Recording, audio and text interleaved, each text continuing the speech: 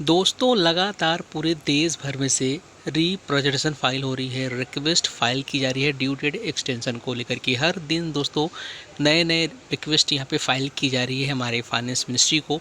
तो दोस्तों आज देख सकते हो यहाँ पे all Gujarat federation of tax consultant income tax bar association Ahmedabad की तरफ से रिक्वेस्ट फाइल की गई है ड्यू डेट एक्सटेंशन को लेकर के। रीजंस क्या है सर?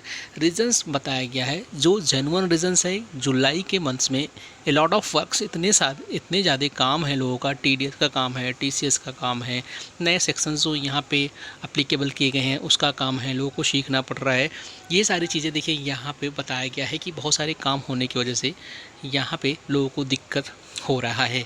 एज वेल एज दोस्तों यहाँ पे देखिए कंप्लायंसेस की बात की गई है like TDS, TCS and multiple type of SFT increasing with increasing in limit turnover audit under section 44AV up to ₹10 crore the number of SEC। ये भी बोला गया कि आपने जो टैक्स ऑडिट की लिमिट थी उसे भी आपने अप टू 10 करोड़ तक कर दिया है। तो इस केस में भी बहुत सारे लोग 31 जुलाई 2022 तक ही लोगों का रिटर्न फाइल करना है।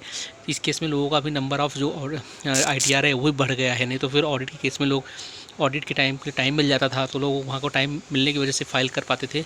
लेकिन चूंकि अब 10 करोड़ तक लोग काफ़ी लोग फाइल करते हैं तो उनका भी इनकम टैक्स फाइल करनी है, इसका भी यहाँ पे जिक्र किया गया है। एज वेल दोस्तों यहाँ पे देख सकते हो automated processing and Reliance upon auto populated data को लेकर के भी कहीं ना कहीं यहाँ पे बात की गई है।